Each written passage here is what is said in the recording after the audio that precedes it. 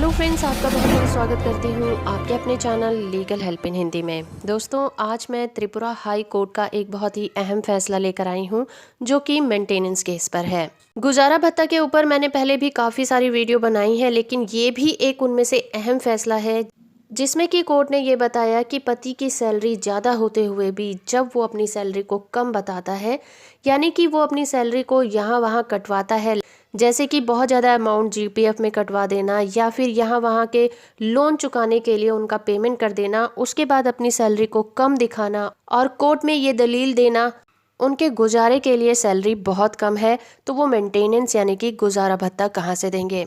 Judgement की PDF copy चाहिए तो नीचे आपको लिंक मिल जाएगा, वहां से आप इसे डाउनलोड कर सकते हैं। वीडियो और जानकारी अच्छी लगे तो आप इसे लाइक और शेयर भी जरूर करिएगा। त्रिपुरा हाई कोर्ट ने कहा कि पति की कम सैलरी के अभाव में तलाकशुदा पत्नी और उसकी बेटी को गुजारा भत्ता देने की जिम्मेदारी को अनदेखा नहीं किया जाएगा।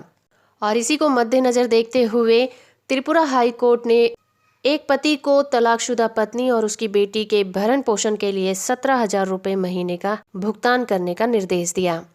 इस केस की सुनवाई एस.जी. चट्टोपाध्याय की खंडपीठ कर रही थी। केस की बात करें तो इस जोड़े की शादी 2003 में हुई थी, जिससे उनकी एक बेटी भी थी। कुछ सालों के बाद उनके आपसी विवाद के कारण, जिसके बीच आपसी मनमुटाव के कारण पत्नी घर छोड़कर चली जाती है और अपने बच्चे को लेकर अपने माता पिता के साथ रहने लगती है, जिसके बाद पति के आवेदन पर 2010 में दोनों के बीच तलाक हो जाता है। 2010 में याचिकाकर्ता को 5,000 रुपये मासिक गुजारा भत्ता देने की अनुमति दी गई थी, लेकिन 2018 में पत्नी ने मासिक गुजारे भत्ते को 5,000 रुपये से बढ़ाकर 23,500 रुपये करने के लिए फैमिली कोर्ट में एक याचिका दायर करी।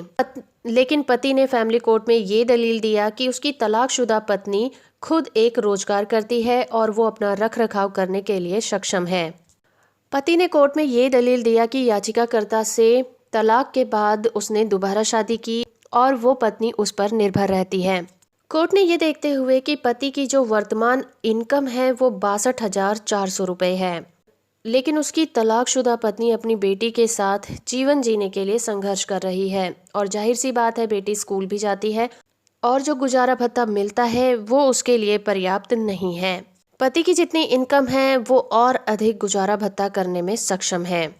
कोर्ट ने ये माना कि 8,000 रुपये मासिक गुजारा भत्ता तलाकशुदा पत्नी और उसकी बेटी के स्कूल के खर्चों के लिए और उसकी पर्सनल ज़रूरतों के लिए बहुत ज़्यादा कम है, क्योंकि कोर्ट ने देखा कि पति हर महीने 62,400 रुपये कमाता है, जो कि पीएफ में वो 15,000 रुपये और बाकी पीएफ की रिकवरी के लिए 10,000 रुपये योगदान देता है और उसकी होम टैक्स सैलरी कम है।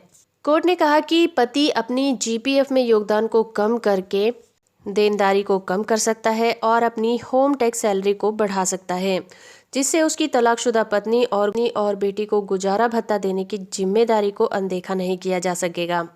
और आखिर में हाई कोर्ट ने पति को ये आदेश दिया कि वो पत्नी को हर महीने 17,000 रुपये का अमाउंट देगा और इसके अलावा ये भी निर्देश दिया कि ये जो भत्ता है 30 मई 2019 से लागू होगा। तो दोस्तों, मेंटेनेंस पर ये था त्रिपुरा हाई कोर्ट का एक बहुत ही ज़्यादा अहम फैसला। आई होप कि ये जानकारी आपको पसंद आई होगी।